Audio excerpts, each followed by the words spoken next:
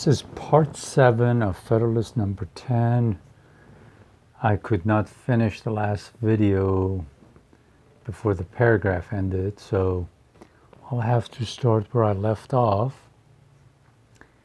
Let's start with theoretic politicians who have patronized this species of government have erroneously supposed that by reducing mankind to a perfect equality in their political rights, they would at the same time be perfectly equalized and assimilated in their possessions, their opinions, and their passions. Well, this thing, we know that's never going to happen. You cannot do that to all of the humanity because, again, somewhat, as Madison said, difficult faculties, difficult interest. And that's actually what makes humanity beautiful, is because we've got so many people in different areas, different interests that makes the world go round.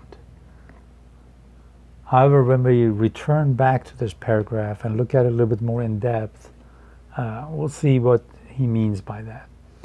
A republic, by which I mean a government in which the scheme of representation takes place, opens a different prospect and promises the cure for which we are seeking. Okay, since this is where he wants to define a republic, let me just read that to you again. A republic, by which I mean a government in which the scheme of representation takes place, opens a different prospect and promises the cure for which we are seeking. Let us examine the point in which it varies from pure democracy. Remember pure democracy, a couple of paragraphs ago we read, it's when people gather, they live in a small place, every time they need a vote, they just go to the town center and vote and go about their business. But a republic is different. Scheme of representation. Now when we say scheme, it has a negative meaning. But back then he's just talking about where it's done by representation. It does not have the same negative meaning that we associated with it now.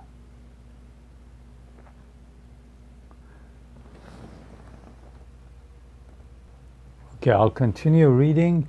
Let us examine the points in which it varies from pure democracy, and we shall comprehend both the nature of the cure and the efficacy which it must derive from the union.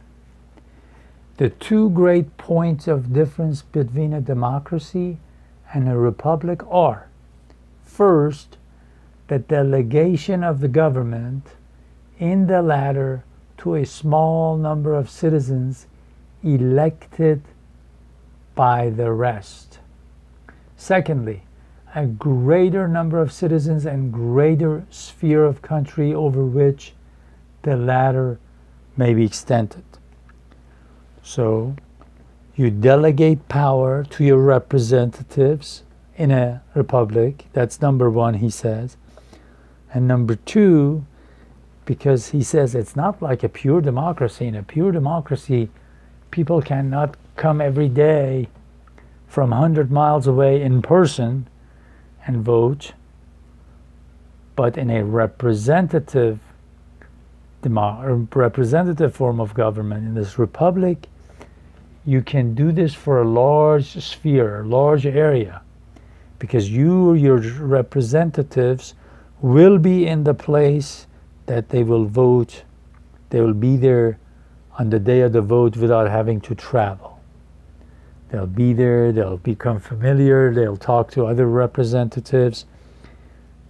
As we go along, one of the positive things that Madison says about this form of republic is that different representatives from different areas of the country will go to the capital, and they'll have their special knowledge of the area they live with them, and this way all the representatives can learn from one another. So that's another thing that he's not yet said it here, but he will. So the next paragraph, the effect of the first difference is, on the one hand, to refine and enlarge the public views by passing them through the medium of a chosen body of citizens whose wisdom may best discern the true interest of their country, and whose patriotism and love of justice will be least likely to sacrifice it to temporary or partial considerations. This phrase will be very important for you as you go forward. The part that he says, to refine and enlarge the public views by passing them through a medium of a chosen body of citizens. So to refine and enlarge. We'll come back to this, but just think about it yourself. You know how you refine when you